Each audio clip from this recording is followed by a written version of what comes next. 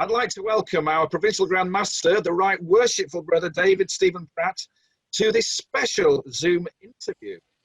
As the COVID crisis enters its 8th month, Freemasonry, as we know it, has not been able to function properly since March. David, good evening and welcome. David, a very big welcome to you and to all the brethren that are going to see this particular Zoom recording. It's absolutely fantastic that we've got Zoom. And David, my thanks to you. Our province is gifted. You are a professional public relations individual, and you are still able to find time to look after the communication dimension of our province. I'm really, really grateful. And as you say, here we go. It's 8th, 9th, 10th month. Time's flying, but the COVID impact this year has been absolutely devastating. Now, we mentioned Zoom. The question that everybody wants to know is, did you ever do a Zoom meeting before COVID? Well, when I was working for the bank, we used, it wasn't Zoom, it was WebEx, but it was still in its infancy and starting to gain momentum. I think Zoom has been one of the high spots of Freemasonry during these difficult times. It's enabled us all to keep in contact, to make sure everybody is all right, to communicate with everybody. And I'm really impressed with the innovative ways in which Zoom is being used. I saw today, in fact, a comment which was Zoom was the current and possibly future Freemasonry until COVID-19 is completely beaten. And I still see, after that date, Zoom being a critical part. All our meetings, my provincial meetings, executive meetings, we're holding them by Zoom. It's efficient, it's effective, it means we don't have to travel to a central point for a meeting. But can I say, I really do miss meeting people. There is nothing like pressing flesh, being with people, and if there's something to discuss which is important, I believe it's very vital to see the body language of everybody in the room. But in the absence of being able to be in the same room at the same time, Zoom has been wonderful, and I admire the lodges that have embraced it. One of the things which has been a benefit of using Zoom is that it has proved to brethren of all ages that technology is not a problem. It's not to be afraid of. It's there to be embraced. And as I say, the innovative ways that I know and have heard about how Zoom has been used, terrific, David, absolutely terrific. Okay, as a province, what are the biggest challenges facing us at the moment due to COVID? Well, the biggest challenges at the moment really is based on the inability to meet. Freemasonry is an organization where we like to meet each other. We like to conduct our ceremonial. We like to enjoy each other's company at a festive board and go home refreshed and enthusiastic. Zoom has that limitation. It tends to be quite insular, individualistic, no matter what you do. So not being able to meet at all in some parts of our province due to the restrictions, a lodge meeting with only 6 members where they can seems an absolute travesty of Freemasonry, but don't let me stop any lodge doing that. Not being able to admit new members is a major headache at the moment. We have got candidates beating at our door, and our challenge is to keep their interest up by involving them in Zoom, showing them selective parts of the Solomon educational program, doing whatever we can to make sure that the family may not be together, but we are in fact a family of Freemasons kept apart because of circumstances related to COVID. Other big challenge is communication, and that's a challenge that we respond to brilliantly in this province. With the website, with the team that I've established to manage the COVID crisis, with your own team, David, the communications team, the feedback that I get is that our website is one of the very best in the Constitution. We have a superb webmaster. The current referencing to Remembrance Day is the best that we can do, but all this is we are trying to manage the situation. It would be wrong to say everything is normal, but we are trying to adapt, amend, improve everything during this time. So at the end of the COVID crisis, when normality returns, I want to come back into normality like a bullet out of a gun. We'll have everything lined up, everything ready to go, and we will have a splendid time reassembling as Freemasons, practicing Freemasonry as it should be practiced. During the crisis, how have we supported our lodges, brethren, and in fact the communities that we live and work in? Well, that's a really good question, because looking inwards and looking outwards. Looking inwards, we've communicated every week with our lodges. We've provided through our excellent team in the provincial office a facility whereby questions and answers of an administrative nature, of a personal nature, they've all been handled really professionally. So we don't always have the answers. Who does at the moment? But we'll always get an answer, and we will make sure that that is communicated. The updates have been informative. They've been motivational. They've celebrated the everything that we're doing, particularly when it comes to charity. But for our lodges, I'm really, really pleased where we've got lodges who have always been in communication throughout the whole crisis. Every member has felt part of the lodge, that it's different, but they have been looked after. If I had a slight concern, I'm aware of lodges where little, if any, contact has been made with their members, and that could cause a problem when we return to normality, because brethren could ask, well, nobody worried about me, therefore, is it worth me continuing membership?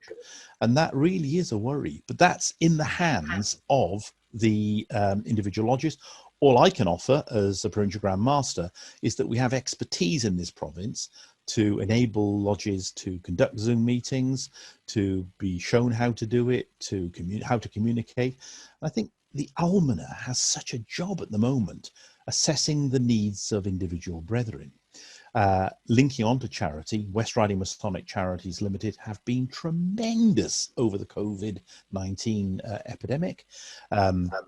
We are supporting so many things now in our communities and our own brethren, but I'm amazed and somewhat shocked to look at how much money we are giving to food banks to feed hungry people. And in addition, or as normal, we are giving money to worthy causes for equipment and all the usual things that the Provincial Grand Masters Fund actually does.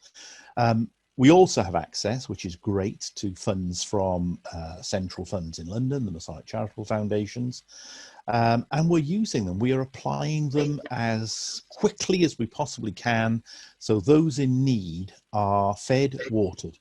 And my absolute guarantee to every brother is that no brother in my province will ever be hungry, will not have a roof over their head. They will be protected by our fraternity. And I will extend as much as we can those principles to our external communities. And I'm very grateful to the brethren, because we have a tradition of lifelong giving in our province through standing order that has kept things pumping along nicely. So my thanks to you all, brethren, because one of the three grand principles is one of relief, and we are exercising that as much as possible. I was on a call on Radio Leeds where we had an incredible response. They just didn't appreciate how much money Freemasonry gives, and it's our money and our family's money. We don't go and fundraise outside. And they had representatives of charities who came in, not Masons, but they were singing our praises. And it was just lovely to hear other people confirming what we think we get right by making a difference in the community. So, David, our lodges, I am absolutely the leader of our lodges. I'm here to provide assistance to our members. I'm a brother first and foremost, and therefore I will extend fraternal affection and relief to my brethren. And as Provincial Grand Master through West Riding Masonic Charities, we'll be there. We will be there in our communities. And one of the things which has just happened, and we've not been able to do much in terms of publicity because of COVID-19, is that we have instituted with South Yorkshire Lord Lieutenancy. We've now given them a £25,000 fund, which they have allocated. West Yorkshire is in the process of allocating their 25,000. That will be an annual thing. It's not just a one-off for COVID. And for those in the north of the province, because the North Yorkshire Lieutenancy covers some of our province and some of North and East province, we've just got to manage that a little bit over a period. So it's coming. What it's going to look like will be very similar, but I can't give you any dates yet. Whilst it's clear that we're not going to be going back to any form of normality in the foreseeable future, is the province preparing for the day when we can actually start meeting again? David, absolutely. That's, sitting and doing nothing achieves nothing.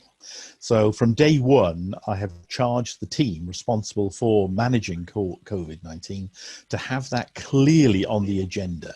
So when we can see light at the end of that tunnel, and it'll be real light this time, not just a pinprick, what we will do is communicate with the lodges. We will have a concerted effort to get everything right, and also including our Masonic halls, because at the moment I really feel for them.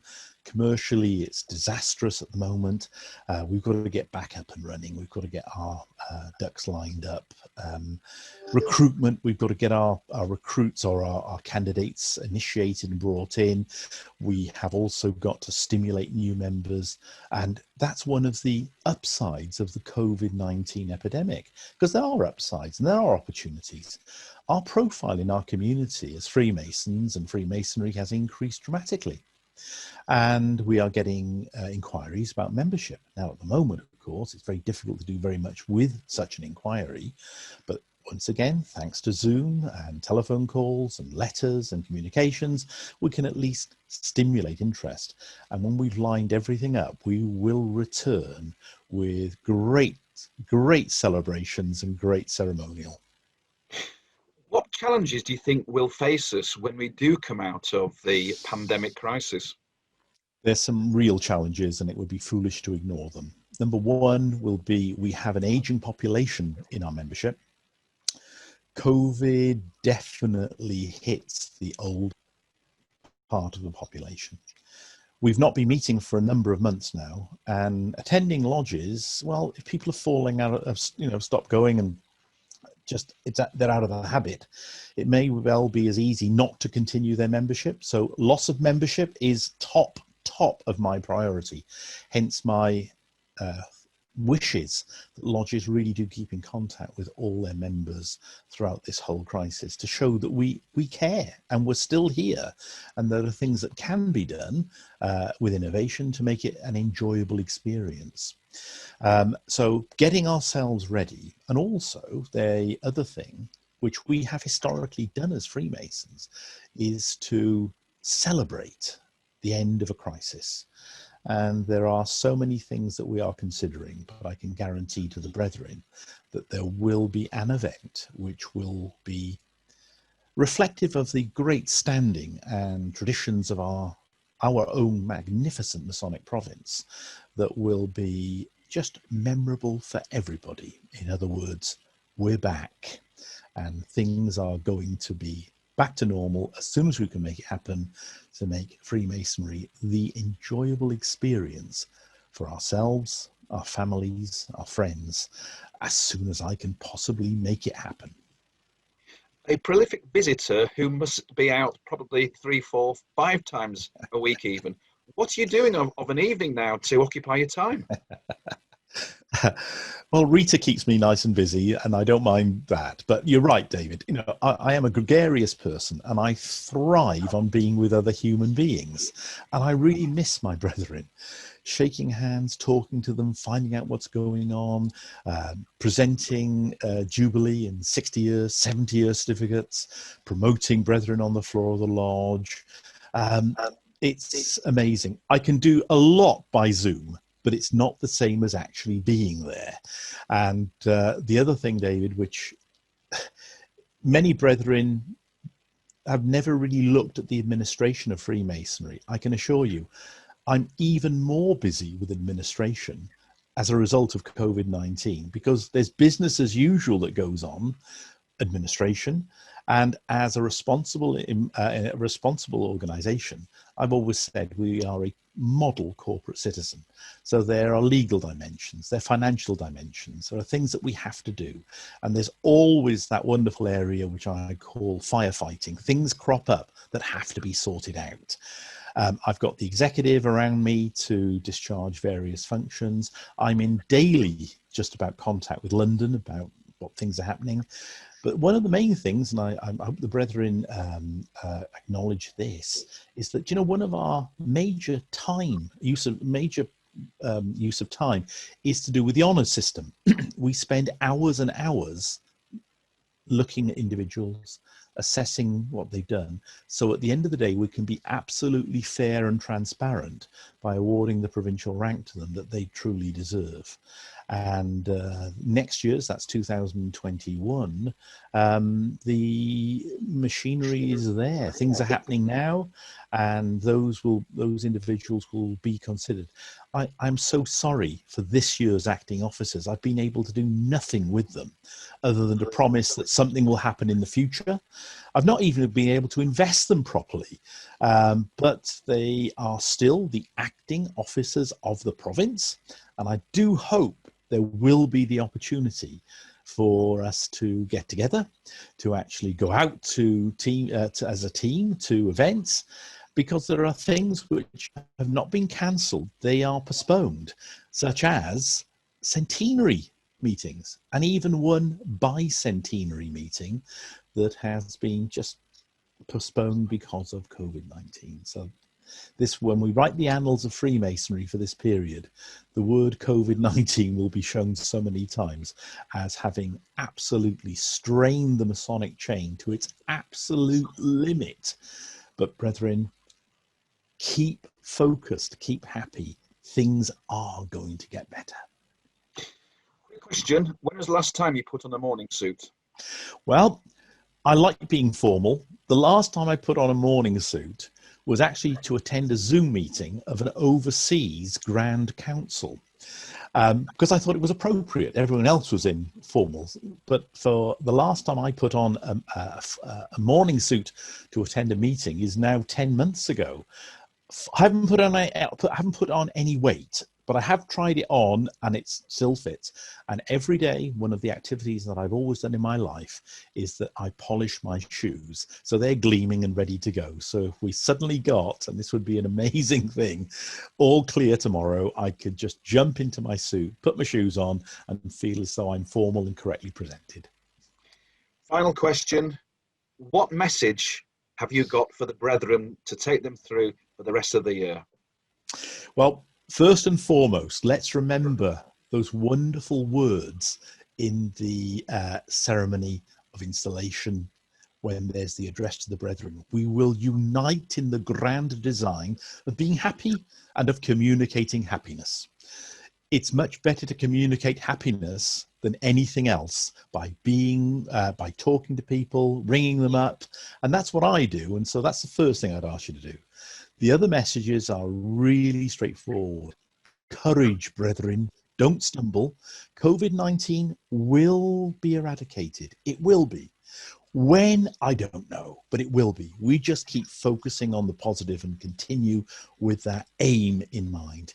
It's the end of the year, so it is the festive season approaching. So my very, very best wishes to you and your loved ones. I want everyone to keep safe. I want everybody to exhibit to the world the characteristics of Freemasonry that we teach in our lodges as we go about our daily business. And with that, brethren, thank you to David. Thank you for allowing me this time. Keep happy.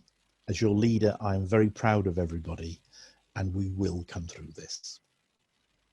Right Worshipful Provincial Grand Master, thank you very much, and good night. Good night to you, sir.